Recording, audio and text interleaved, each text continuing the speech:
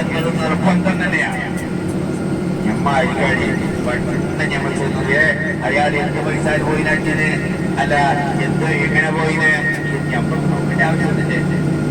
അമ്മ വിളിച്ചിട്ട് അള്ളാന്റെ അടുത്തേക്ക് അള്ളാന്റെ അറഫാ ഭൂമിയിലേക്ക് പോകുമ്പോ ഞമ്മ എന്തിനാ അയാളെ പറ്റിണ്ടാക്കുന്നത്, അയാളെ സമാസാക്കുന്നത് ഇതുപോലെ വരുമ്പോ അയാൾക്ക് പോണാഞ്ഞ 20 വയസ്സുള്ള പോണായിന് കടവുണ്ട് എന്ത് ആലിക്കാരി കൗത്തുന്നപ്പുറം വിശ്വസിക്കാൻ പറ്റപ്പെട്ട കഴുത്തുന്നപ്പുറം ആട് കൊടുത്ത് പെണ്ണുതോട്ടം സാധനം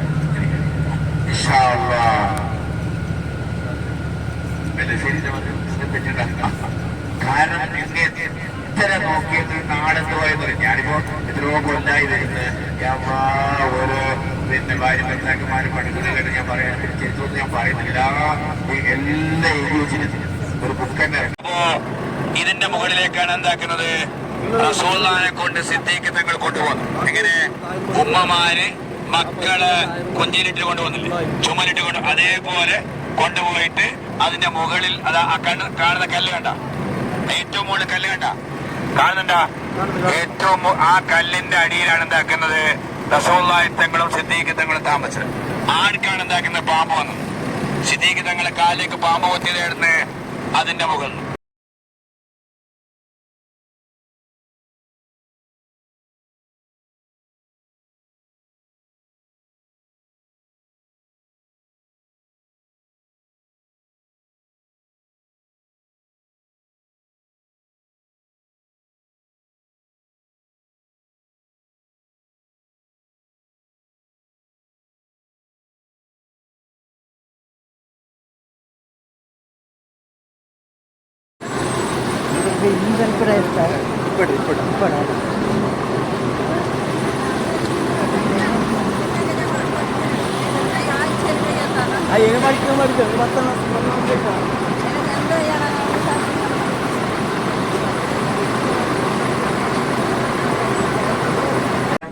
ഞമ്മ ഈ മാസത്തിലേക്ക് തൂക്കിക്കൊണ്ടിരിക്കട്ടെ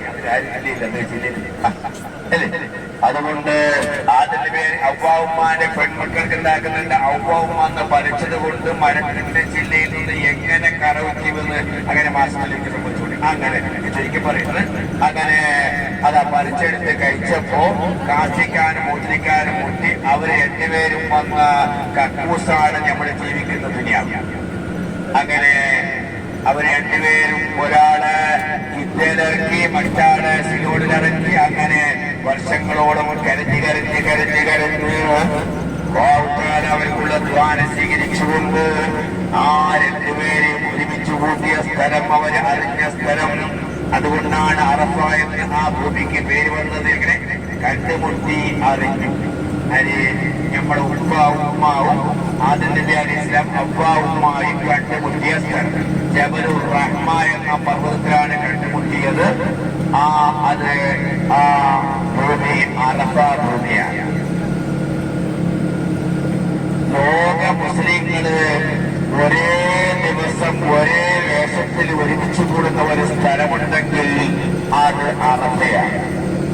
ഹജ്ജിന്റെ ഏറ്റവും വലിയ അമലും അറഫ തന്നെയാണ്.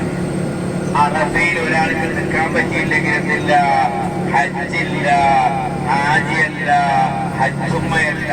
പിറ്റേ വർഷം വന്നുകൊണ്ട് ഹജ്ജിനെ കഥാകൂട്ടേണ്ട അല്ലാഹു നമുക്ക് എല്ലാവരും ഹജ്ജ് ചെയ്യാൻ തോന്നിക്കുന്നത് ഭാഗ്യം നൽകി.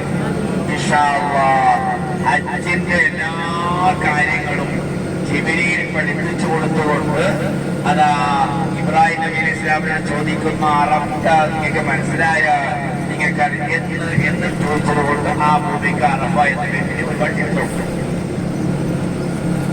അതായത് അറഫ ഭൂമിയിൽ ശ്രദ്ധിക്കണം. അതാ ഒരു മഹാനെന്താക്കുന്നുണ്ട്, അറഫയിൽ ഒരുമിച്ചു. എന്നിട്ട് അള്ളാഹുവിനോട് പറഞ്ഞ അള്ളാഹ് ഞാൻ 33 ഹജ്ജ് ചെയ്തു. 33 ഹജ്ജ്. അതിൽ ഒരു ഹജ്ജ് എനിക്കുണ്ട്, ഒന്ന് എന്റെ ഉപ്പാക്കുണ്ട്, ഒന്ന് എന്റെ ഉമ്മാക്കുണ്ട്. ബാക്കി 30 ഹജ്ജ് ഈ അറഫാ ഭൂമിയിൽ വന്നിട്ട് കഷ്ടപ്പെട്ടുകൊണ്ട് ആരുടെയെങ്കിലും ഹജ്ജ് ശരിയായില്ലെങ്കിൽ അല്ലാഹ് ഞാൻ അവർക്ക് ഹദിയ ചെയ്തു റബ്ബേ. എങ്ങനെ? ഞാൻ അവർക്ക് ഹദിയ ചെയ്തു. അല്ലാഹ് പറഞ്ഞ് യാ അടിമ, നിന്റെ അച്ഛന്റെ ആവശ്യമില്ല, നിങ്ങളെ അച്ഛന്റെ ആവശ്യമില്ല. ഞാൻ വിളിപ്പിച്ചുകൊണ്ട് ഞാനിവിടെ എത്തിച്ച എന്റെ